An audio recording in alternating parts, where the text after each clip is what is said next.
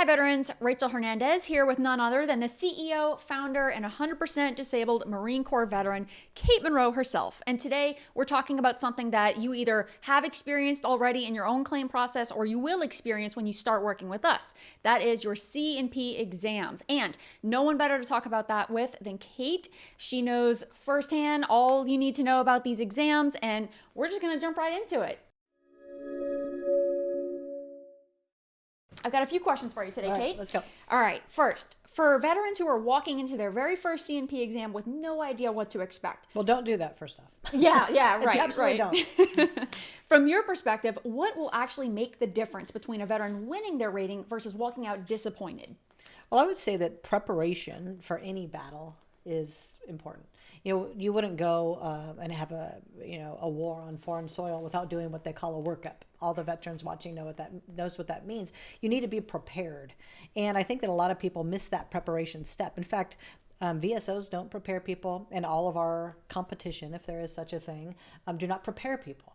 And that lack of preparation makes you go in and talk about things you shouldn't bring up. Maybe talk about your childhood. Maybe you don't really know who this person is to you. So you go in, clam up, freak out, and completely blow it. And under that pressure, they actually rely on your anxiety creeping in and you doing horribly, either not talking at all or talking too much. So I would say preparation is the key to, getting 100%, getting 0%. And I really think that preparation is key. So if you're looking at going with a company, you want to go with one that offers that preparation, not just one time, but twice a day, every single day. We have people get in 10 or 20 times because you can never be too prepared as a veteran. Right. And you've said many times that the VA is kind of like an insurance company first and foremost. So how does that reality shape the way veterans should prepare for their exams, especially when the system is designed to minimize those payouts? Well, we always like to explain to veterans, imagine that you got in a massive car accident, in a multi-car collision, and you were going to have to go see an insurance adjuster or a medical provider that was going to assess the damage done to your body. That is exactly what it's going to be like in the C&P exam. And a lot of veterans mistake these providers as their doctor or someone who's actually there to do right by them. Mm-hmm. They are hired literally by the VA. So I think that understanding who you're going to see and who that person is to you is very important, because if you were going to see an insurance adjuster like in a car accident, you would act very differently than you would going to see your own doctor, whether that be for mental health or any other thing. So these providers, these insurance adjusters, do not have the same weight as your doctor. You don't owe them anything. You owe them nothing. You owe them whatever it takes to get them to side with you, period. Yeah. Seems like these exams are a lot more loaded than veterans think, just at face value. Every single thing is a trap. From the moment you park your car, sit in their waiting room, get up. They might even drop a pin to get you to pick it up. They are not there to do right by you. I'm not saying there are no good or C&P exam people. Some of them are great. But on the whole, you got to look at who hired them. Was it you or the VA? Right. You didn't hire them. The VA did, to ensure that you get less. Mm-hmm. And we want to ensure you get more by being prepared. Mm-hmm. So here at VETCOMM, we have helped over 22,000 veterans secure nearly $8 billion with a B billion in lifetime income. I love saying that, billion, so much. What patterns have you seen in the veterans who succeed, and what specific behaviors or prep habits set them apart from the exam room? Well, I think 98% of our veterans are successful, whether that be on round 1 or round 2. If they go through our process, they're going to be successful. And the people who are most successful, so the people that are getting closer to the 80, 90, 100% are good listeners. Mm-hmm. They listen to the advice that they pay for. Why would you pay somebody to give you expert advice and guidance and help and then go and do whatever you are going to do? If you're going to do that, just go do it on yourself, fail, and then come see us after when you learn that you need to actually listen. That's what really helps veterans, I think. The other thing is, a lot of veterans that go to 2 to 5 of our C&P preps, the reason it's actually good for it to be done in a group is somebody else, Bob, might ask a question you would have never thought of. Lydia might ask a question you wouldn't have thought of, and you're like, oh my God, thank God there was other people on here, because now you get to hear more things. You get to have a bigger, fuller scope or picture. So I think the veterans who win the most listen, and they take the advice and they go there and they execute it. They don't try to reinvent the wheel. They don't try to outthink us. They just go, you know what? These people probably know what they're doing. They got people $8 billion. I'm just going to go do that exact thing and that alone, and that's what makes them win. Yep. And veterans often downplay their symptoms, normalize their pain, or try to tough it out. How does that mentality hurt them during their exams, and what should they be doing instead?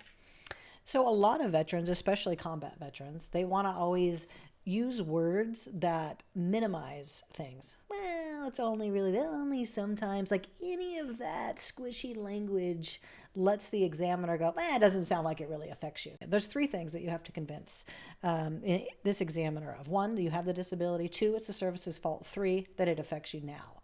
And doing those three things is what successfully gets you paid. That is your whole job inside of that interaction with these people. And our CMP exam prep, I think, outside of any other thing, helps people succinctly tell their story appropriately.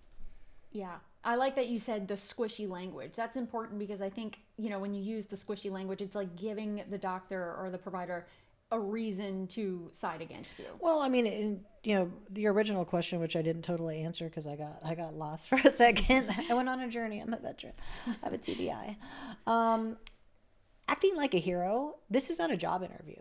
You are not supposed to go there spiffed up, smelling good, smelling great, like you're going to get a job.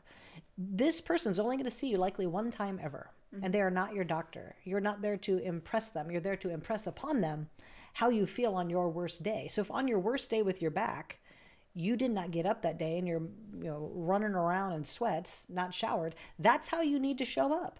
If you are a person who 4 or 5 days in a row drinks too much and doesn't shower and closes the curtains, that's who you need to bring to this appointment. Mm-hmm. These people are not your friends. They're not really there to judge you. They're there to judge whether you're disabled or not. The more disabled you appear to be, the better you're going to resonate. Because you got to think, this other person is a human being. And if you're talking to somebody about an MST or your buddy that committed suicide and you are emotional, that's going to resonate in this human being's heart. If you go there and act like, I'm good, I'm cool, it doesn't really affect me that much, I'm going to leave it for these other guys, I'm good, they're not going to pay you because they're going to say you have the disability and it is our fault, but it doesn't disable you. Mm-hmm. So this is not a time to be a hero. This is a time to go there, show them your worst day so they can side with you so that you can win. Now, anxiety, memory gaps, and the fear of saying the wrong thing, freezing during their exams. How do you help veterans clearly communicate and confidently during their exams so that way their examiner truly understands what their daily limitations are? Well, I think two things go into crushing your anxiety because you're going to have a little bit of it, but how do we minimize it? One, by being prepared. So go to these CMP exam preps, get as prepared as you can, take as many notes as you can, but bring yourself some notes. Right? If you're going to an appointment about, like, let's say anxiety, write down some of the ways that you feel about how you actually think it happened. Put all those things on paper and bring it with you. Mm-hmm. Just having that piece of paper will show them that you probably have a little bit of analysis paralysis and anxiety over failing. Just having that piece of paper will illustrate the point that you have anxiety. Right. Okay. The other thing is a lot of things like, say, orthopedics or whatever. A lot of veterans don't want to be disingenuous. So it isn't that they have anxiety or any of these other things. They feel like they don't want to be disingenuous and get caught in a lie. Mm-hmm. That's what they're worried about. So when they go to CMP exam prep and we're talking to them about how they feel on their worst day, they're thinking, well, I tie my shoes every day. So would it be disingenuous of me to say, like, it's hard for me to bend over? What we're trying to show them in these exams is how you feel on your worst day and when does the pain actually start. So if I go to bend over at the waist and I feel a tightness and a pull, that's where I'm going to stop because that's where I begin to feel any pain and discomfort. So It's not disingenuous for you to show them this. It's not disingenuous for you to stop. And you don't need to listen to them because they're going to try to goad you into, because they know you're a veteran and you have this hero complex that we talked about previously, that you're going to want to bend down and pick up the pen because you're going to want to show off. Mm-hmm. But this is not about showing off, okay? So don't worry about being disingenuous. They're being disingenuous with you. Right. Okay? This person is a insurance adjuster. Trust that they are being disingenuous. If you go to a mental health exam and this person lures you in to talk about your childhood, they are being disingenuous with you. You need to tell them your childhood was just fine and end it at that. Because if they start to rip that apart, they're going to want to say, oh, yeah, you have PTSD. That's because your mom was crazy and she was mean to you and you got hit a lot when you were little. So never mind the fact that you went and got blown up over in Afghanistan. Yeah, you had PTSD, but you already had it before you came in. So Knowing these types of things because of your CMP exam preparation should help squash your anxiety. Now, we offer both a video library and daily live CNP exam prep sessions. Those are at 9 and 3 Pacific time. What happens in these sessions that veterans can't get anywhere else? And why is that real-time coaching so important for maximizing their claim? Well, let's talk about the video library first. Let's say that you're a veteran that does suffer from having anxiety. And even though you went to the CMP exam prep at 9 and at 3 every day, Monday through Friday, and you've been to 20 of them, you may still have some fear of failure sneak in at the last second.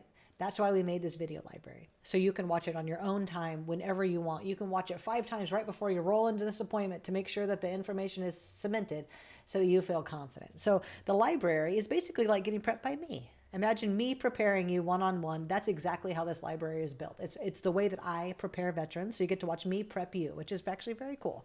And the second thing is the 9 and 3 sessions. A lot of what will happen is we will do an overview of what everyone should know and what everybody has to accomplish in a CMP exam, but then we open it up for a Q&A session. So people can ask specific things about mental health, specific things about stomach issues or sleep apnea or TBI, migraine, sinusitis, rhinitis. And all these questions are going to come out, and you can hang out for the whole hour and a half, or you can hop off when you got your question answered, and you can pop back in later on in the day. We don't care.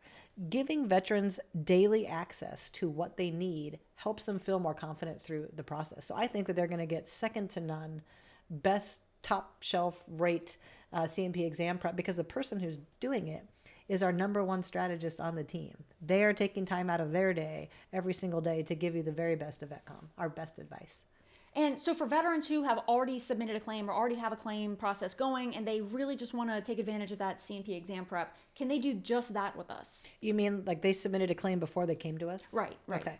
So a lot of veterans come to us in the middle of the process because they got scared.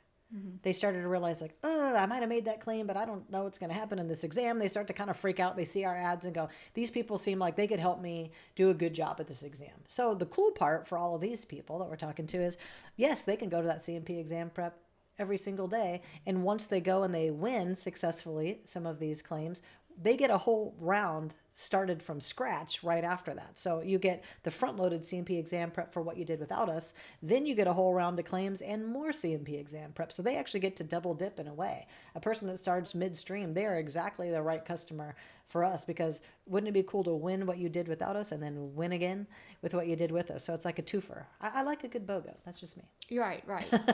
So how do veterans get started? So veterans get started with VETCOMM by either finding us on social media, like they probably are right now. They would fill out the form, and we would reach out to them immediately and have that chat. We're going to have a strategy call. The other way is they could go right to our website. There's a little form there to get started today. Same thing, you fill out the form, somebody's going to reach out to you probably within less than 5 minutes. You'll be like, oh my gosh, these people are really on it. But the good news is it's never too late to get started. No matter where you are in the process, that is fine. If you're coming up against a HLR or there's just impending doom on your plate, it's good to get in contact with us now and not after the failure. If you involve us before the thing fails, then we can remedy it and possibly help you keep what you think you're losing. Awesome. Well, Kate, thank you very much. Get it done, veterans.